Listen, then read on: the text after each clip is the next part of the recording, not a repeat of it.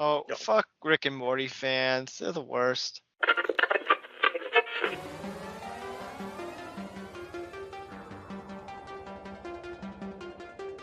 It's that time again.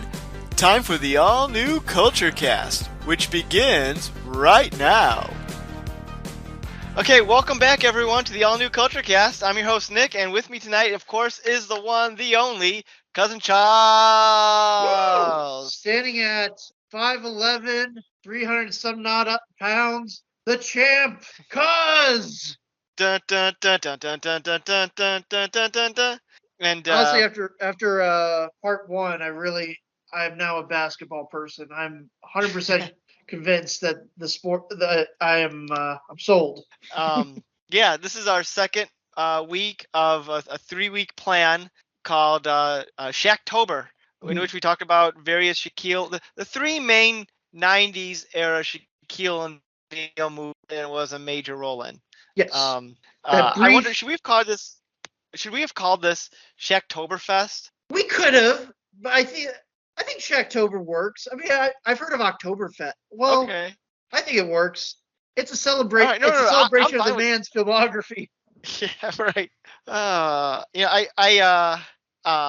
I should look. I was in the process of looking. So for those who don't know and whoever's listening, or welcome new listeners, I guess, because I figured out how to. We were on iTunes, I think, before, but now we're on Spotify, and we got a bunch of hits. Honestly, I will Not say blue chips this. there. I'm a fan of our plan. I'm a fan of Spotify, and now we actually have a legit opportunity to take down Rogan at his own game.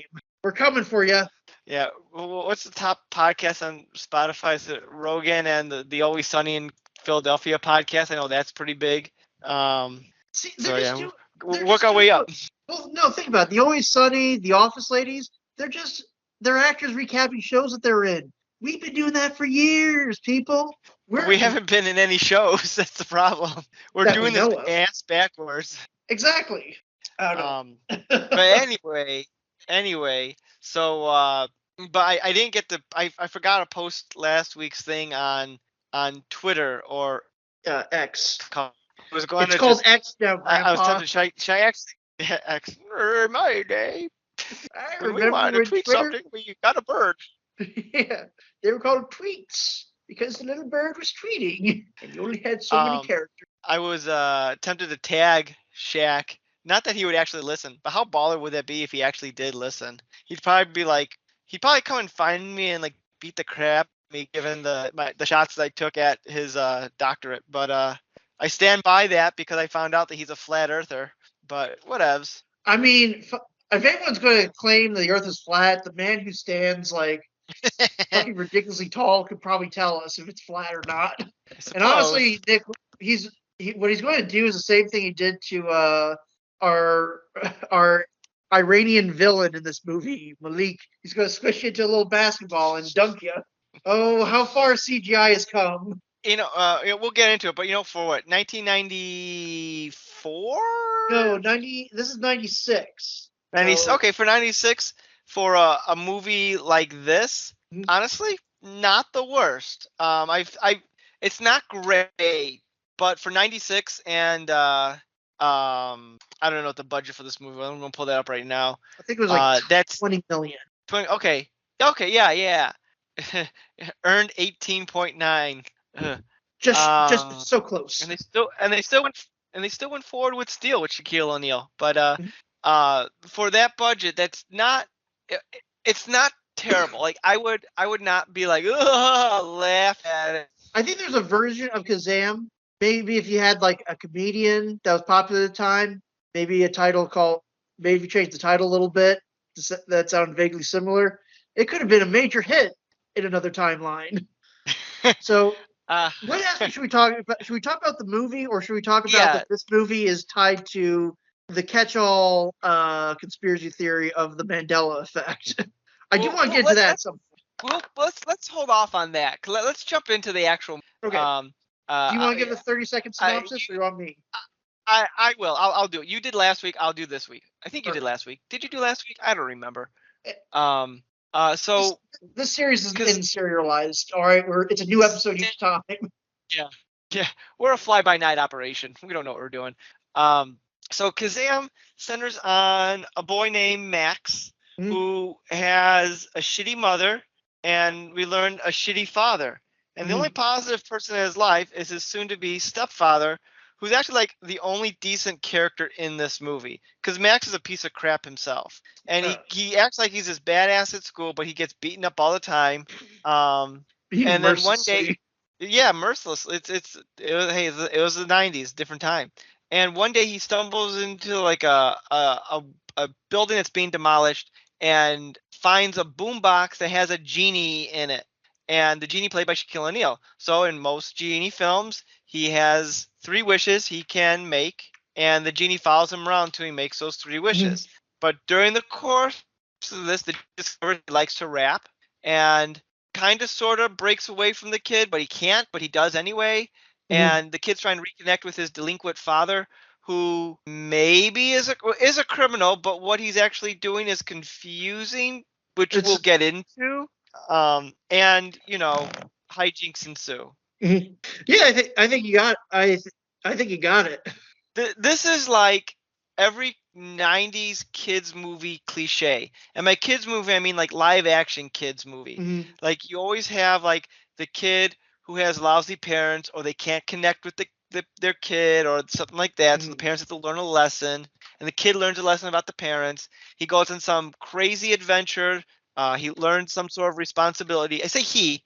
I'm sure they had movies with female protagonists, although nothing immediately is coming to mind. Nick, this is the Um, '90s. All right. it's every like kid movie cliche, but done poorly. I did want to add going into because yes, I agree with you. It's beside it's checking up all the boxes, including that very specific detail of '90s kids movies where there's got to be that gross effect. Like I was thinking, like when he gets Yeah. his first successful wish, like fast food and just like hamburgers and like what looks like chicken burritos are just falling from the sky, just like nasty and goopy. It's like I feel like every movie from this era that was especially guarded to kids. I'm not Hmm. sure if it was like the popularity of Nickelodeon slime or whatever, but like there was always that one disgusting, nasty detail. It's just like, ugh. Right. You don't see that There's like nowadays. no, not as much. The example that immediately comes to mind about the gross out effect, I'm thinking of Dumb and Dumber, Mm-hmm. where just like having diarrhea, and he's like I remember that being like that was not uncommon to see in movies and kids movies. Well, maybe not the diarrhea effect, but like just that in general. It's a very '90s thing. Going from that, going from the Speaking of gross out effects, here I got this for you. nice, well played, sir. I got a sound effect thing on my phone here, and I'm loving it. But anyway, so I have, as we mentioned before we started recording, I have like a huge list of notes that are like, what the hell is with this movie? Mm-hmm. Like, this is not a good movie. This is like, even as a kid, I'd watch this and be like, what? Like, this movie came out in '96. It I it would came have out the been. '96. I would have What's that? been '96. I would have been 3. So Yeah, you might have been a little young for this. Well, maybe not. At least not for a couple of years. You'd be like, yeah, but I don't know if I would have been too old for this when this movie came out. I don't know if I would have been the target audience per se. Middle school, I guess it would have been. But I would have watched this movie and been like, this is dumb. And like when you're like in middle school, like anything, if you can't your tastes are not refined. if you can't make a middle schooler like it, in the a middle schooler in the mid '90s like it, then you know you've messed up somewhere in the formula. Yeah. I guess this movie started. Do you know the origins of this movie? Uh, a little bit, but why don't you? But let's say no. Oh, so supposedly, the director um, was at a basketball game and happened to have the opportunity for his kid to meet Shaquille O'Neal. And when they were going over there, the middleman who was making this thing said, "Hey, do you know of any movie roles that Shaq should play?" And I guess the director said, uh, you know, just just half-assedly or just casually said, "Hey, you should play a genie," and like, "Yes, let's turn that into a movie." And I guess they wanted, um, uh, they originally took this movie idea to Warner Brothers because Warner Brothers just did Space Jam with Michael Jordan, and they thought, No, "Hey." no, I looked it up. This came out before Space Jam. Space Jam was in November of '96, I think. Well, it was being developed at least at the time. Yes, because I was going to say Space. Yeah, because say what you will about Space Jam. Space Jam is at least a more technically impressive film, as you have the Roger Rabbit effect of trying to get Right. 2D characters interact with Michael Jordan and somehow also get Michael Jordan to act. But no, this actually, I think this did release before Space Jam, like in the summer. Let's see. I'm going to double. Let's see. July 96, this movie came out. Space Jam, original Space Jam, came out November 90. Okay, yeah. But Score one for Cuz. I wonder, I do wonder, I wonder how because, and this movie got started after Space Jam was in production and released before Space Jam came out. The script, according to Wikipedia, was written in 6.5 weeks, and production started 4 weeks later. So yeah, you know that nothing good comes from that quick of a turnaround time. Hey, I think they did the best they could with the $20 million that they were given. And just You think know of what what. they could have done? You know, I could forgive the effects, I can forgive the acting, but like the writing, it's just kind of like, and I'm not looking for Oscar caliber material here, but like competency, like things that make sense. Um, uh, Max like just unlikable. Let's just put it he's there. he's the he's the worst. He's like a dick to everybody. Yeah. And he Uh, owns a slave. He owns a yes, he I is caught that. That's one of my notes. Like, you mean I own you? And Jack's like, yeah. It's like, what was it in Blue that Chips that he would kept not saying? Cultural appropriation or uh culturally biased. culturally biased. Yeah. This movie is culturally biased. Um like the first thing that makes no sense to me are the bullies in this movie Mhm. who just come and go when the plot needs them to be there. Yes. Like they're picking on first. Max is acting like he's this big badass. He's making fun. He's making faces at his friend who we never see again in the movie. Yeah. And he's picked on by the bullies, and the bullies like, no, take this key and go to the closet. There's stuff there, and they fall for it. And then they chase him on their bikes. No, they steal money from him. They steal $2 from him. And I caught this because I was like, what? They stole $2 from him. And the bullies said, all right, $2. Now we're set. Well, What? I know $2 was more in the 90s than it was today, but no, not that much. let's. I meant to get this fact ready, but I will say $2 in. Dude, that's $3.91. I mean, that's at least a McDouble. Yeah. Maybe a small Coke. You split that, everybody takes a corner, cut it up. That's a full meal right there. Like, I don't know why the bullies are like mad specifically at him.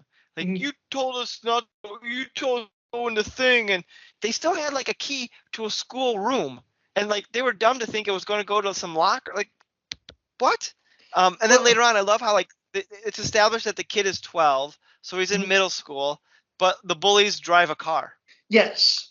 And first I thought, oh, it's probably one of the bully's older brother. But no, we later see the bully in school, Mhm. like the one who's driving. Uh, High schoolers constantly pick on middle schoolers, don't you know?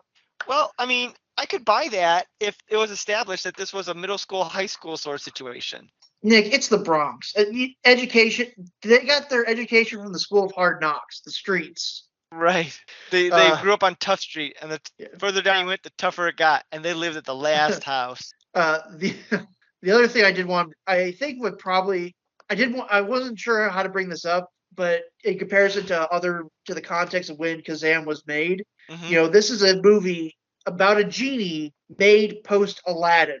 So I'm pretty sure they Yes. took the template. I was like, okay, we know what a genie is. What does a genie team up with? Like a street urchin. Well, how many 12-year-olds are street rats? I don't know. We'll write him like a little thief or something like that. Like he steals stuff, even though he's 12 in modern day New York or the Bronx.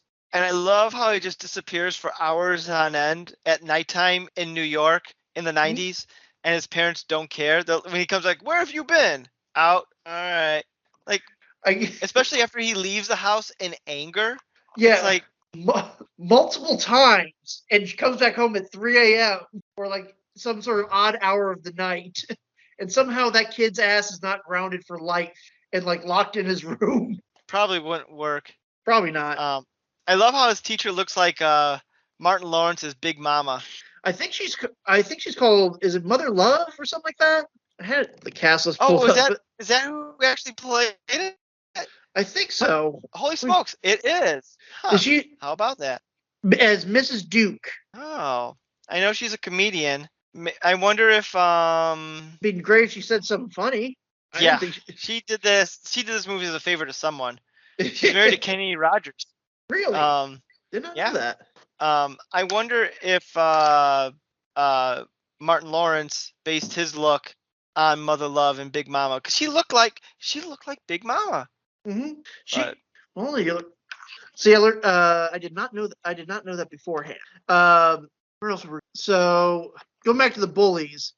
So so the bullies get tricked. They then decide to beat the crap out of Max because he tricked them, which then takes us to a sketchy building that's about to be demolished. mhm. And I gotta bring up because the introduction again, Kazam is a perfect script. I don't know what you're talking about because in the beginning of the movie, Max falls down 3 flights of stairs, 3 levels of a building. He's going through like wood and like pipes, and he lands in nice soft debris, perfectly fine. And spoilers for the end of the movie, he also falls down.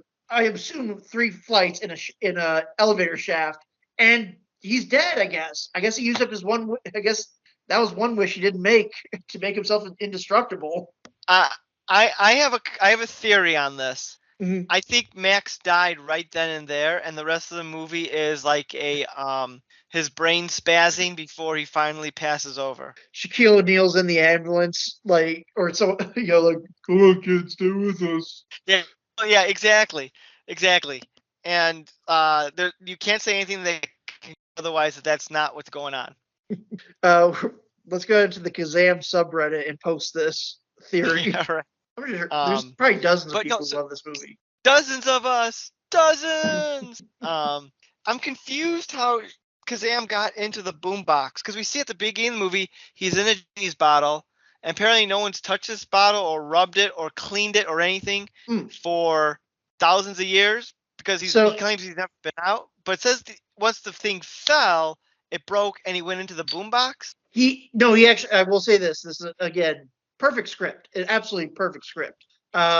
He during Shaq's rap and Shaq and Max's duet rap, he Mhm. mentioned something beforehand saying like, whenever my as a genie, whenever my vessel's broken, I have to then move into the next vessel. Like my bottle gets broken, I end up in a compass, and that compass ends up on a ship that gets buried for like 300 Right.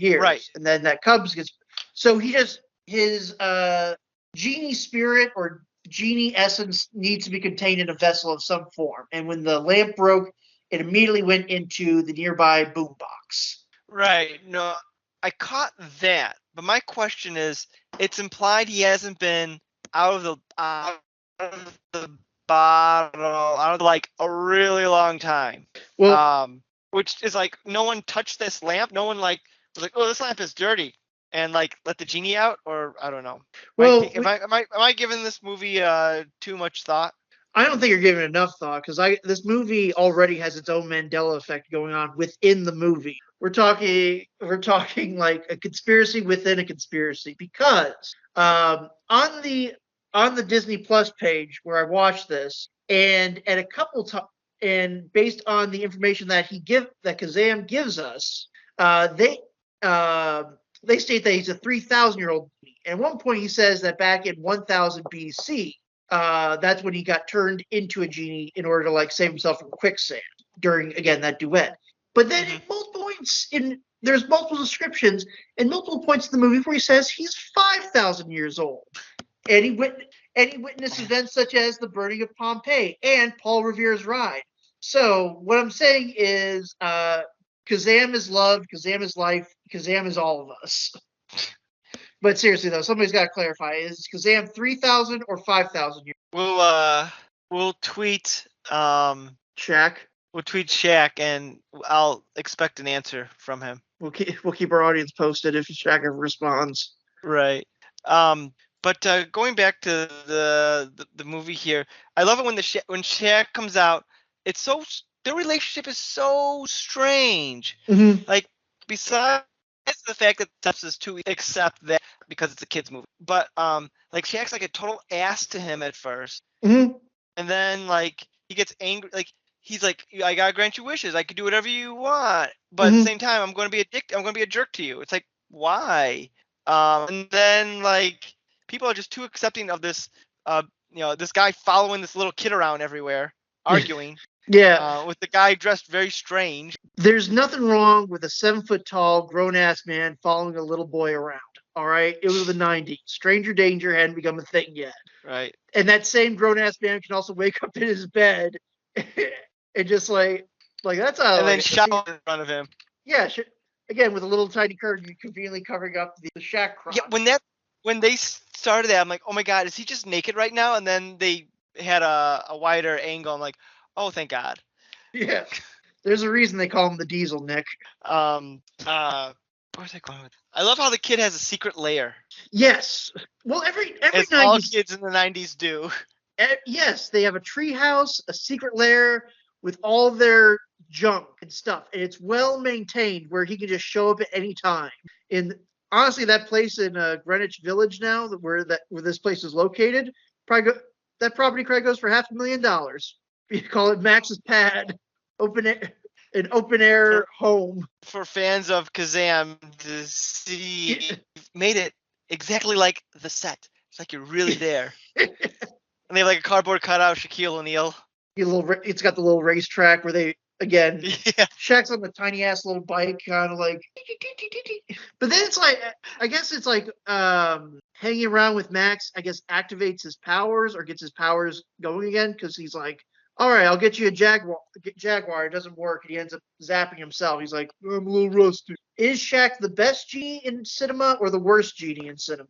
Like, clearly the best. I mean, Robin Williams wish he could have been Kazam. That's true. I do like he makes it very clear, like, look, I am no philosophical, nothing too supernatural, just purely material items. All right, that's my specialty. Purely material. I can't break the laws of physics, can't bring people back from the dead. Purely material. Money, cars, I got you. Which I guess is that Shaq in real life could just he's got enough money to just he has done it. Yeah, he has become Kazam in real life. Yeah, like it's just straight up stuff, which I'm surprised a bratty kid like this wouldn't like jump on. Mm-hmm. Yeah, there's so many things you could do if it's such a, but the main thing is like I guess I don't know if this is smart or evil of the kid. I mean, he goes like, so I got 2 wishes. Until then, I own you. Again, the kid owns a slave. Max owns Shaquille O'Neal throughout this entire movie. Like, here's my question. What does he own him to do? Like, he can't be his servant. He can't do anything for him. All he is just being obnoxious. Shaq could leave him at any point to go rapping or go on a date or anything like that. He's not like he has to be bounded like by him. They could connect. Like, he could call out Kazam, and then the kid could pop up out of his water somehow. Like, that confused me. But speaking of Kazam, how come he rhymes sometimes and other times he doesn't? And even before the kid said stop rhyming, he would it would be inconsistent. Nick, I suggest you don't think about this too hard and just enjoy the show. I can't. Mainly because one, they wrote only a handful of actual good rhymes for him. I actually said they good rhymes. Of lines of dialogue that were meant to be rhymes. It would actually be really fun if they could incorporate, having all of this dialogue be rhyming. Kind of like Etrigan the Demon from DC Comics, where every time they write him, he's all of his things rhyme.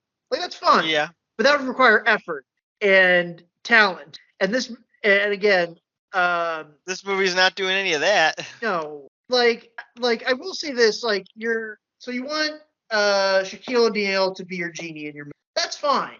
But he only does one basketball related thing at the end. And his main gimmick is rapping. Now, as we know, Mr. O'Neal, can I call you Mr. O'Neal? Mr. O'Neal, can we call you that? In case he's listening. But I know he is very musically inclined. He's a DJ. He does know how to rap. Again, we told Kobe to how his ass tastes. So we know he can rap, but so I assume it must have been. I wonder if it was like a note where Shaq said, like, I like rapping. I wish I want to rap in this movie. It's kind of like a chicken or the egg. Did they say we want this genie to rap because it's the 90s and rap was like this cool, hip thing? Or did Shaq come to them and say, I want to be rapping in this movie? I don't want to be doing too much basketball. I want people to know me other than just the tall guy that dunks really good. Chicken or egg? Who knows? I mean, I wonder. I thought I saw, which doesn't mean anything, that Shaquille O'Neal was an executive producer on this. So he might have had some say, but I don't know how much. I mean, this is Shaq at the height of his powers. I wouldn't be surprised by that. Look, yeah, I don't know, but I would like to take this so pause in weird. the action to introduce a segment about this. While you have notes of the movies, I do have Shaq facts. Okay, we'll get into some Shaq facts here. Oh, this is the non sequitur. Oh. Fun fact: Shaq destroyed so many backboards that the NBA had to change the rules, turning any time you destroy the backboard or the rim into a technical foul. That was not a rule until Shaquille O'Neal broke. I knew that. Somehow I knew that. Yep, this has Shaq been fact. Shaq fact. Let's see. The one thing that this movie Let's talk about the. Oh, go ahead. What does the movie need? No. Oh, You go. You go. I want. You know, Did I want to I go into destroy your train of thought? Well, my train of thought. Main thing I was going to say, the one thing the movie needed Kazaam's character to pivot a little bit because again, it just sort of happens off screen, or I guess because he rapped and he liked it. I guess that I guess covered it. But it's like kind of like Luke. But it's like before he's like, I just want to get back into my boombox. I don't want to be on the material world. And I guess the idea is that the more he's around people, he's like, I really like being a part of the world and this and that. And that's why he wants to rap more. You can see all the goat eyeballs he wants. That's weird. Amongst other things, that he suddenly wants to be human, and he's like, you want to give. I'm not doing your wish because I want to be human now. Like, dude, you've been bugging him for like the whole film to give a wish, and now he wants to do it, and you're like, nope. And it wasn't much of a heel turn to like, I don't know. It's sloppy. It's what it boils down to. But beyond that, let's get let's pick up where I want to pick up where you. Let's talk about how music piracy is the real biggest crime happening now, and the dad's criminal career. All right, one, I appreciate how so the dad's been missing for 10 years. Mm. Are we assuming that he's been in jail for 10 years and just got out? Or no. He just like went to go do whatever for 10 years. I'm going to say he's been on the run from the law for 10 years. Okay. And interest having to bring him back to New York City. City. So the dad has he's a music producer. I mean, we'll get into what he's doing illegal. Or he's like a talent agent. Okay, according to Wikipedia, he's a talent agent. Okay, but he's also making bootleg music to get money. Wouldn't he get the money and get more money if he was a talent agent? Just stayed like that and these careers took off? Like him bootlegging, like live show or bootlegging it, doesn't make any sense, like why that's his criminal endeavor. Yeah, I guess it must have been a bigger crime back in the 90s. Again, the internet wasn't really a thing. We were a few years away from Napster, but yeah. I guess, but like it doesn't. The whole operation's ran like a drug lab, Yeah. That's what I think is probably the most jarring aspect of it, because I looked this up several times. So I was like, what is it? Because I was curious as well, like, what is the guy doing?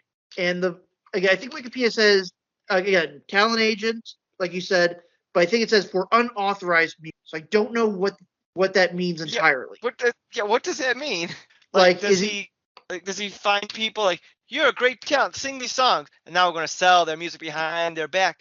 But if no one knows who they are, they're not going to want the music. Yeah, or I guess it's like what it's those like again. I've never been in New York City. I've only seen New York through films and from TV and movies. So I assume it's like, are these like the people who like stand in a corner like, hey, I got bootlegs of Barbie, I got bootlegs of Oppenheimer, like, or I got the latest Jay Z album. We're just I'm assuming it's just written in Sharpie like Jay Z or something Yeah. like that. Um, but they own the club. They own the club. I guess. Well, I guess the ad campaign was right. Piracy is the biggest crime in the world. You wouldn't steal a car. You wouldn't steal, from your mother's purse. So don't.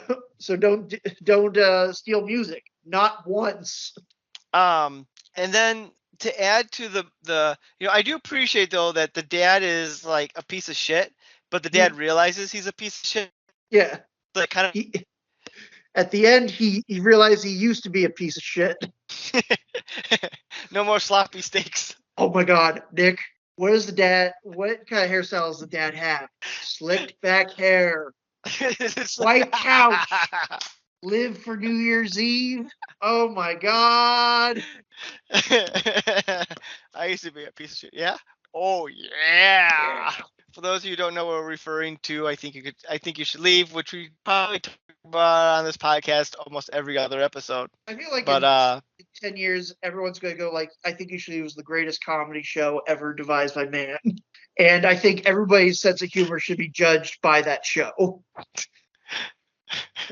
Because I've had friends who, okay, this could be a side tangent. This is a quick one. But I've had friends who like will watch the show and think it's not funny. But when clips from from I Think You Should Leave are using like a meme, laugh their asses off. So I'm like, what the hell? This is the source. This is where it comes from. This is the context. it's like either you get it or you don't. There's no in between, apparently. I guess so.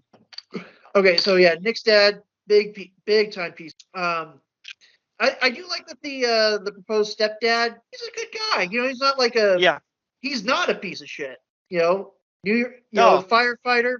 The only thing, yeah, the only thing that's questionable is there's two things in the movie that are questionable. Is that Okay. when Max runs off, Only two. he doesn't seem to care. Like the mother, he doesn't seem to care.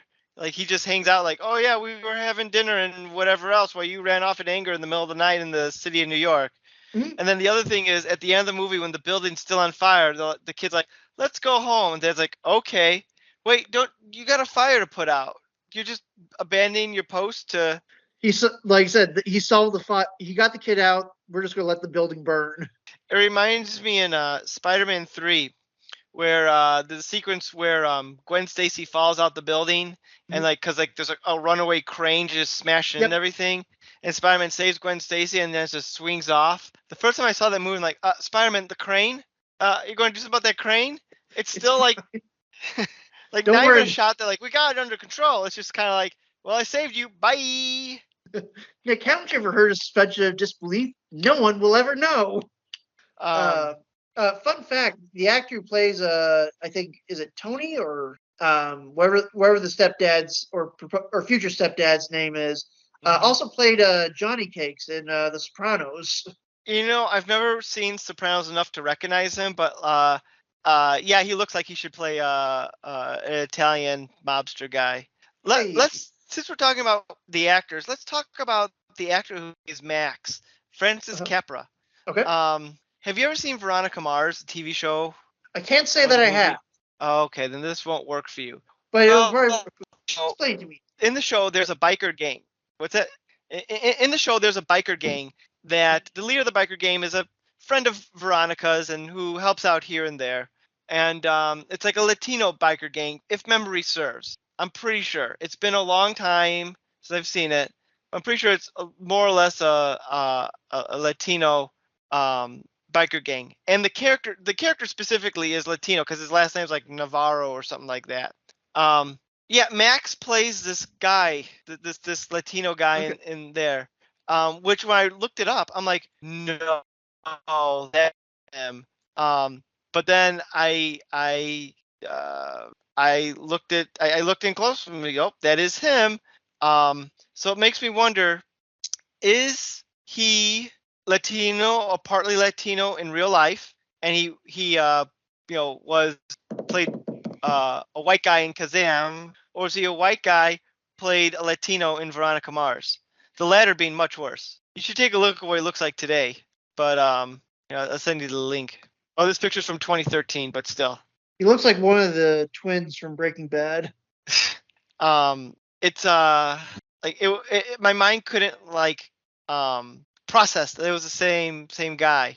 I mean, I see it now, but But honestly, you know what we call that, Nick? Call that what's rain.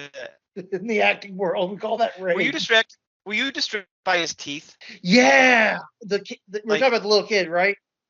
get little kid, yeah, Yeah, Max. especially at He had the like it's like one of his incisors was like mm-hmm. didn't come in right. It's like twisted. Well, you only notice it, you notice it really much at the end because that's like the what the movie closes on. And I'm like, ooh, Yeah. his teeth are fucked up. I noticed it at the very beginning, and I'm like, what? Whoa, get this kid braces, which that's no fault of his own, but uh, it's kind of like oof, that's distracting. I'm gonna take the opposite stance, Nick. I'm gonna say it is the fault of his own. Kid, why didn't you have? I mean, acting career or braces, man. You got to pick and choose. And clearly, if your legacy is starring in Kazam, I think you chose poorly. You chose poorly. Poorly. Um, I love how the mom never calls the cops, not once. No. When the kid runs off, Nope. when the kid runs off with his criminal father, and the mom's like, they're like, the kid jumps in the car, and that's technically that could be considered kidnapping. And the mom's like, well, wait till he comes home, I guess. Yeah. Nothing bad will happen from this. Mother of the fucking year, ladies Oh and my god, gentlemen. she's the worst. I mean, I can see Yeah. why the kid's all screwed up because the mom's awful. I mean, Um, yeah. I'm surprised that they didn't have her like again sitting there in the kitchen smoking a cigarette or like drinking a beer. Like you had those details in with all the rest of her actions, and she fits perfectly with like the horrible mother that raises the kid stereotype from I these kinds mean, of I movies. guess right. I guess she just doesn't care because she wakes up one day and finds like this random guy in her house claiming to be the son's tutor, who Yeah, just like randomly comes in. the seven I'm foot his son's tall, tutor.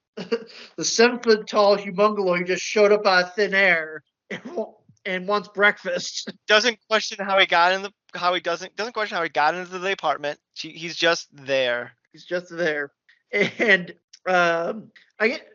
I mean, again, the mother. Well, I shouldn't give her too much crap because again, Kazam is magical. But the fact that Kazam decides and actually chooses to show up in the kid's bed, spooning him. Yeah, that's weird. That's a, That is incredibly weird. the only time in cinema where the gag of two men or waking up in bed together has ever been funny has been planes, trains, and automobiles. That's it. Otherwise, it's just not funny.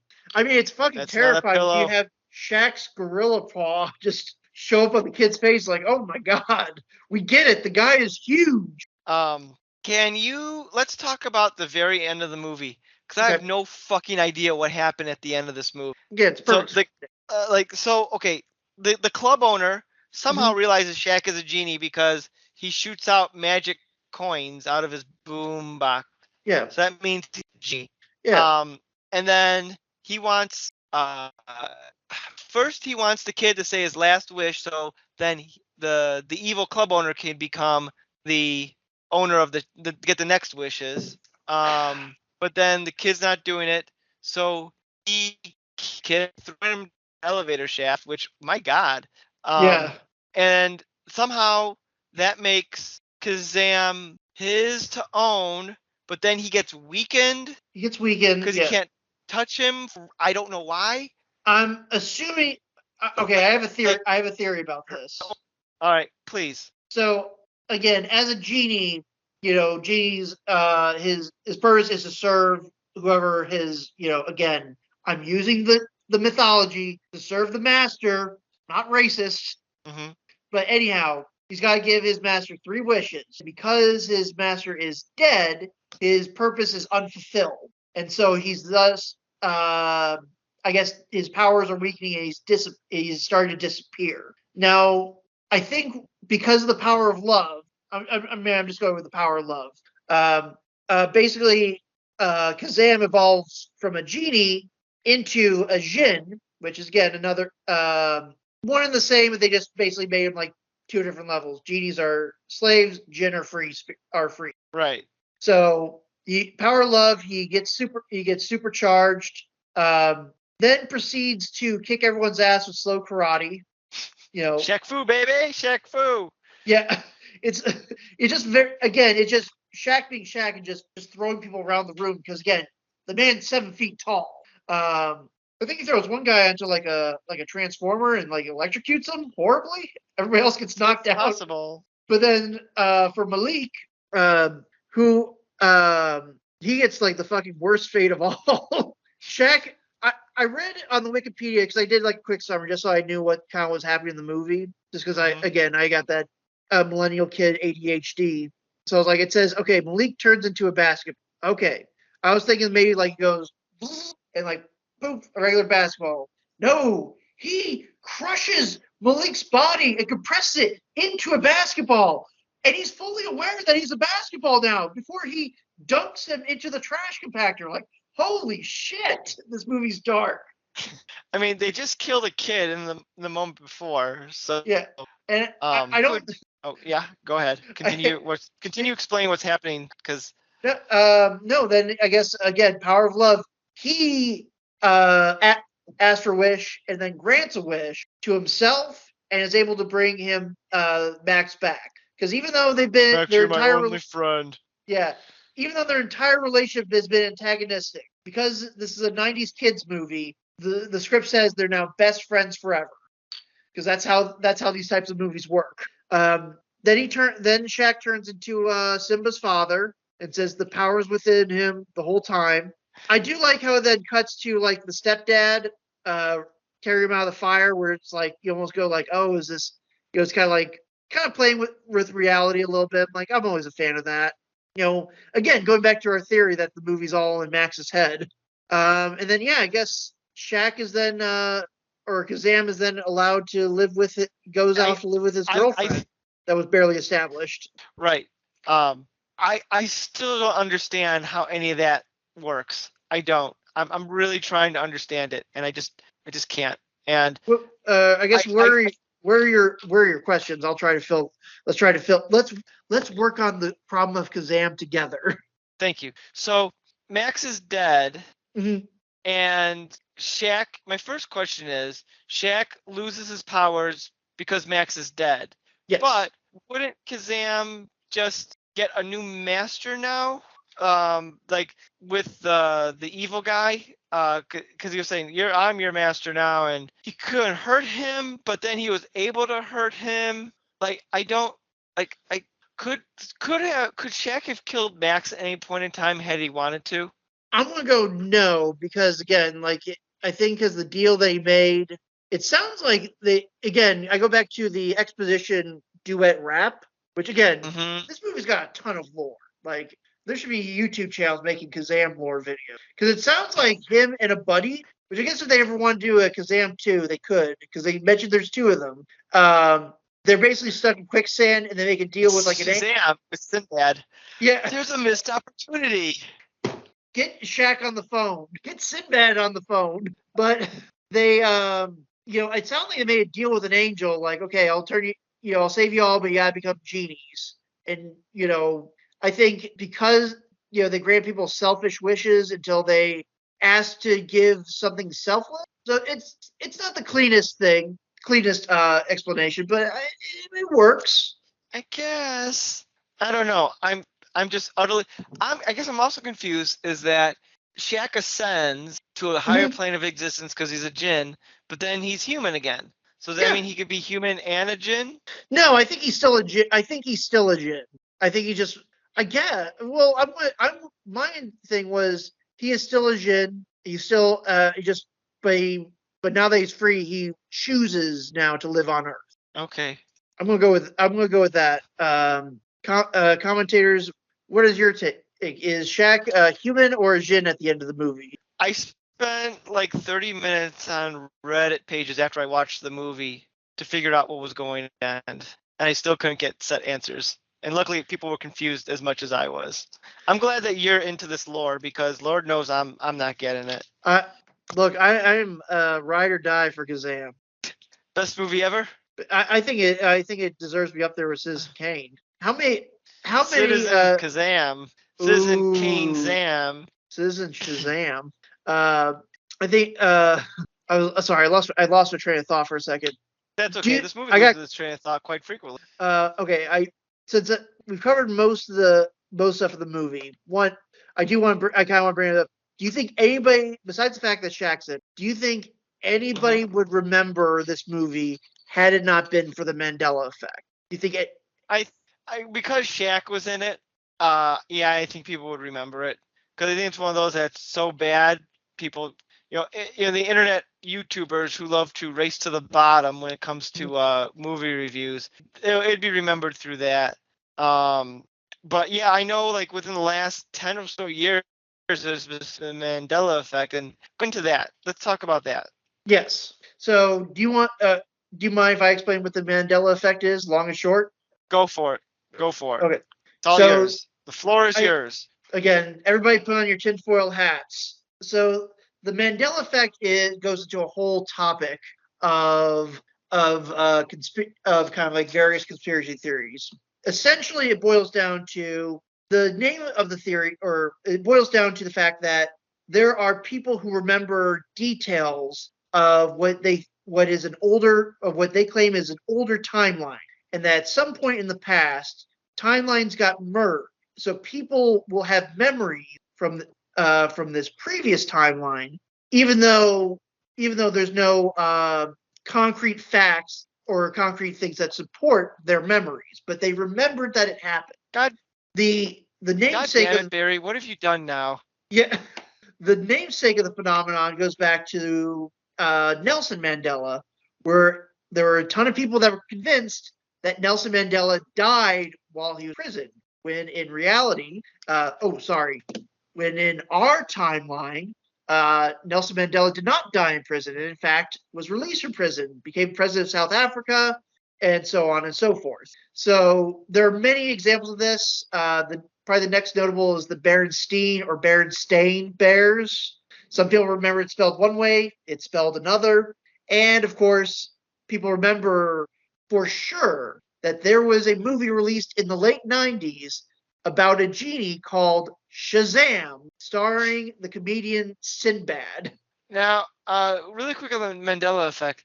I did not know it was connected to alternate timelines. I thought it was just a phrase people use because people who think one thing convince it's one thing, but it's actually not. I didn't know the timeline element to that. That is the that is one version of it. Some people say it's evidence of simulation theory, that we're all living in In a the virtual Matrix. exactly virtual reality, and that was people remembering something from a previous update. Um, Again, it's a definite rabbit hole of, and there's so many examples where people remember what was it? I think Jif peanut butter being spelled with one F versus two. I pulled up a bunch of examples. I love this kind of weird stuff just because I think it makes life more interesting. But let's see if I can find it. Well, Uh, Jif peanut butter does have one F. but did it? I don't remember it having one F. I think it Yeah, was called it's. Jiffy. Do people think it's called Jiffy? Are you just doing a Yep. bit? Yep. No, it is called Jiff. Yeah. Yeah, one F. Okay. So I win. So here's a question. How do you spell Looney Tunes? Like Bugs Bunny. Yeah, Bugs Bunny. Yeah. Like if you Um, spell it out. God, shit, I don't know. I never thought about it. Lonyt. Oh, is it tunes like a musical or tunes like car? I I don't want to say know. Tons. You fell for it. It's What is it? Is it? Tunes. It's Yeah, because of Tunes. Mary Mel. I was Tunes. wondering. See, okay, here's my thought process on that. I was gonna go Tunes because Looney Tunes spun off of Merry Melodies, but then I was thinking of Tiny Toon Adventures, which they spell that Tons. So I thought, Okay, it's got to be Toons, but no, I was clearly wrong. Yep, but that is one of the many Mandela effects. I can send See, you. in my case, that wasn't a Mandela effect. It's just like I never thought about it, so I couldn't think of what it actually was. But So I that's what just rolled the proponents of dice.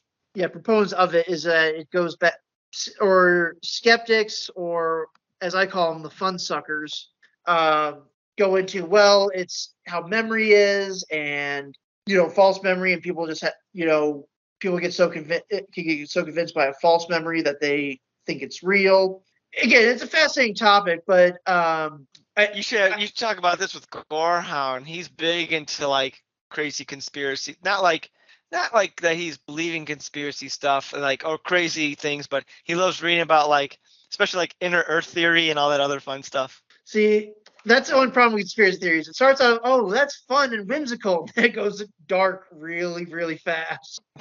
Because the inner Earth turns into the aliens that are controlling the government and they've been controlling the human race for thousands of years. If you want to be an asshole, technically there is a trailer for a movie called Shazam starring Sinbad that was made by College Humor a couple years ago as an April Fool's Day prank. Yeah. But I do think it does make the movie. I will say this, compared to Blue Chips, Shaq's first outing. Well, I think that's Hmm. more of a solid story, and an actual like solid movie. Kazam is, I'd say it's interesting. I think it's more. I definitely don't think it has the most fun with the concept, but I mean, it's like, look, you got Shaq as a genie. Surprisingly, they don't do, besides the few things that we talked about, where he does things that are whimsical. Again, very much the fact that he takes a shower like in the kid's bedroom, weird, but that's something that Robin Williams genie would have done, if it was like the same scenario. That's true.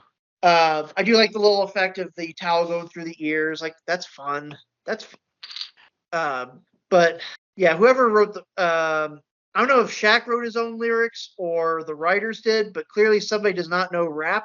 I'm going to go with the screenwriters just because, again, the fact that these rhymes, I'm not a rap. Well, I shouldn't say that. I do like rap. I like hip hop. But the fact is, like, you need to have a good beat, and none of Shaq's raps had a good beat to them. And so they're just very much monotone and just very like, hey, little man, don't you know? Or fuck, I can't remember any of them. See that again, adding to the movie's problems. If I can't even remember the raps besides Green Egg and Hammett, that's at least memorable. That sticks with you. But the rest of them, I'm like, I just remember he was just not. There was no rhythm. There was no nothing. But everybody in that club was going nuts for Kazam's Right. raps. And again, the boombox shooting the flames out of it. It's like, whoa. I guess it didn't take much to impress a '90s audience. No, clearly not. I don't have much more to say other than this movie is not good. I know you seem to be defending it, which is fine. You're wrong, but it's fine. Um, I was almost tempted since it's a kids movie when I was going to watch. I'm like, well, I need to find time to watch this. Maybe I'll watch it with my girls. It's a Oh, kids movie; they might enjoy it. I'm so happy I didn't. Not because of any questionable things, but I'd be afraid like they would love it and want to watch it on repeat. And I'm I think like, nope, that that's not sounds like happening. a personal hell I would not wish on anybody. So I showed them Jason X instead. No, but Great movie. uh, Again, right up I there will with say Citizen Kane. this. Yeah, Citizen Kane was missing an X in its title. Duh. So no one talked about it.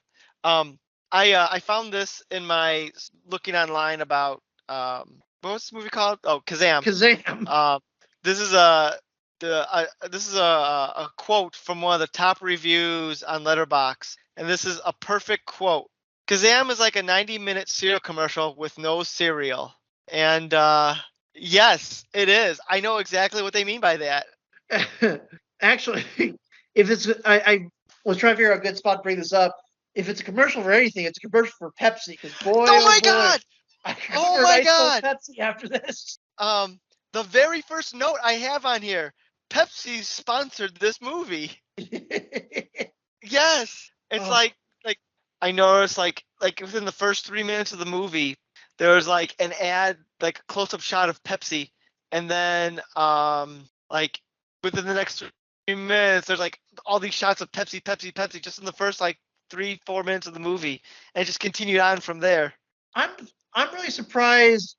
Maybe I might have didn't catch it because I might have my brain may have turned off at some point during this film. But the Shaq never opens up a Pepsi can and just like straight I up don't drinks think it. so.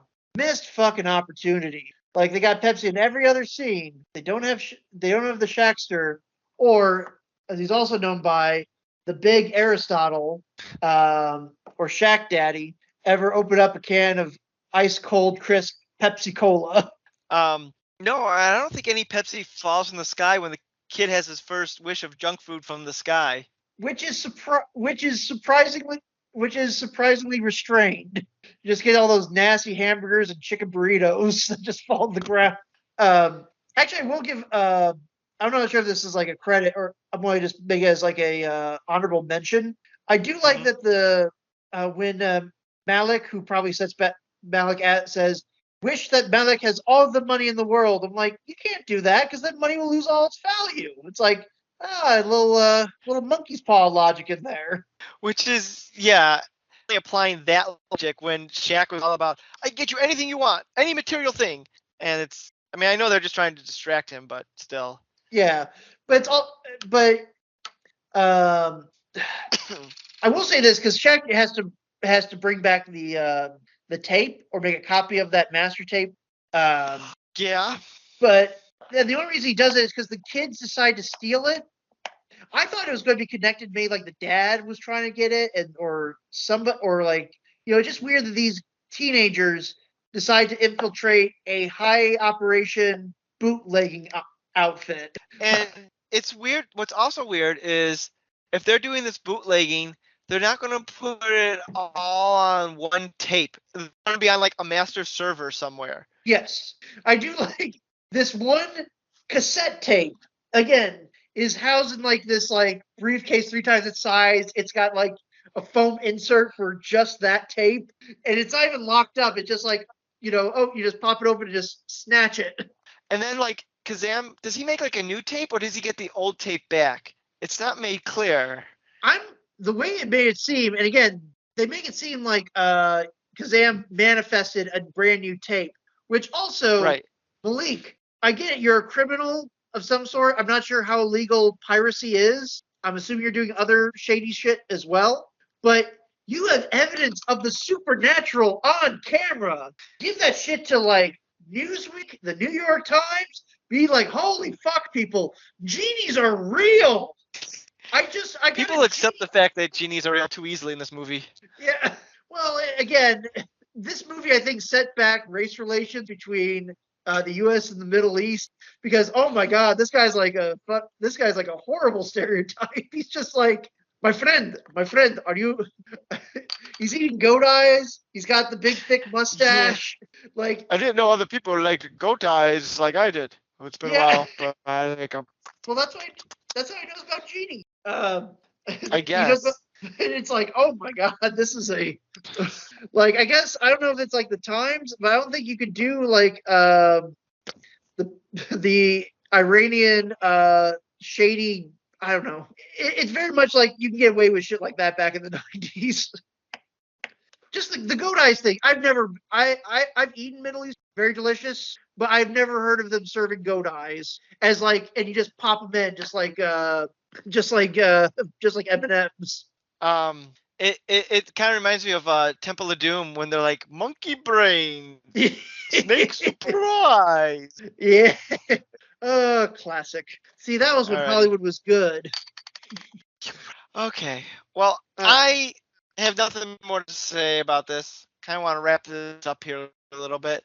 Yeah, that's Kazam. It's definitely not a good movie. Not even like entertaining bad the way like, at least last week's Blue Chips, that was like a legit movie and it was like entertaining in its own way, if not a great movie, just kind of like, I don't feel like I wasted my time watching it. And then there's Kazam. So next week we have Steel, which is I am yeah. very excited about Steel. I think this is going to be the coup de grace of Well, Shaqtober. I hope so. We have nowhere to go but after Kazam, we have no 5% Rotten Tomatoes. We have nowhere to go but up with Steel. So They somehow made a Steel movie before they made a Superman movie in the 90s. we'll talk about that then. So Yes, until then, Cuz, thanks for joining me, of and course. thanks for listening. And come back next week for some more Shaqtober. Talk to y'all Woo! later. You've been listening to the all-new CultureCast. Follow us on Twitter. Drop us a line at nick.culturecast@gmail.com. We can't promise we'll read it. Theme music by Dana Vodovaz. Check out their work on YouTube at Vodovaz Music Productions. This has been a Saltwater production. Original material copyright 2023. Thanks for listening. If you're praising Pepsi and all their wonderful products, I unfortunately was not here for this. I think you were cutting in and out. I think the Coca-Cola Bears cut our phone lines for a second.